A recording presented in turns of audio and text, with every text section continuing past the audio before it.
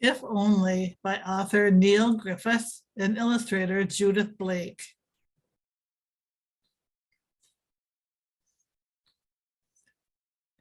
If only. One afternoon in early summer, a black caterpillar crept from beneath a leaf and felt the warmth of the sun brushed against his back. It crawled towards a flower bed bursting with early summer flowers. A tall red poppy had caught its eye. There, dozing in the middle, lay a plump white-tailed bumblebee. The caterpillar looked at its velvety coat of black and yellow and sighed. If only I had such a lovely stripy coat. The bumblebee heard and grinned. The caterpillar was then dazzled by sunlight that had caught the wings of a dragonfly hovering above a purple water iris. If only I had such shiny wings, it sighed. The dragonfly peered below and chuckled. Suddenly, a meadow grasshopper leapt from behind a lupin flower and burst into song. The caterpillar listened to the grasshopper's music making. If only I could sing such a beautiful song, it sighed. The grasshopper stopped singing and laughed. Thinking the grasshopper was making fun of it, the caterpillar climbed to the top of a tall sunflower to hide. Higher and higher it climbed until it reached the large flower head. It was not alone. A two-spot ladybird had flown in search of juicy green aphids. If only I had such a polished red and black wing case, it whispered. The ladybird stared at the caterpillar and giggled.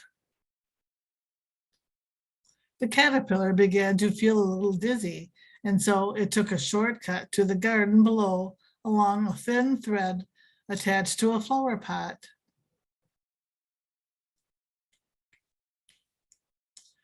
Nearing the end of its descent, the caterpillar suddenly froze at the sight of a garden spider, busily finishing a new web.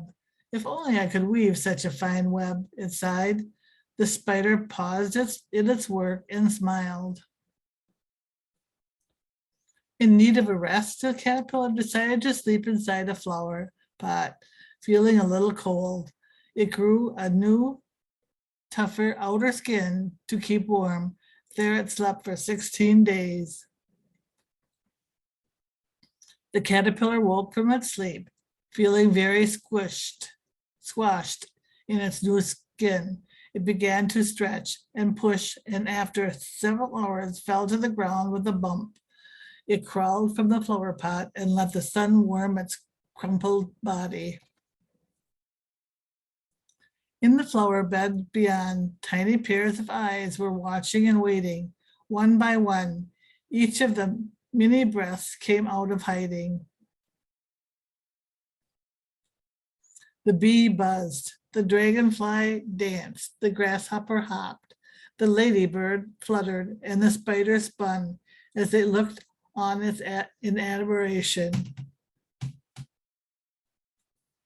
What are you looking at? Asked the butterfly. You, they replied together. Me? Asked the butterfly. Yes, you, they replied. Why would anyone want to look at me? Sighed the butterfly sadly. Because you are a beautiful butterfly, they all cried. A butterfly, but the butterfly took a closer look at itself and could hardly believe its eyes. It had turned into the most beautiful peacock butterfly. You know, didn't you? Said the butterfly excitedly. Yes, we knew, replied the garden creatures. If only I had known too, sighed the butterfly.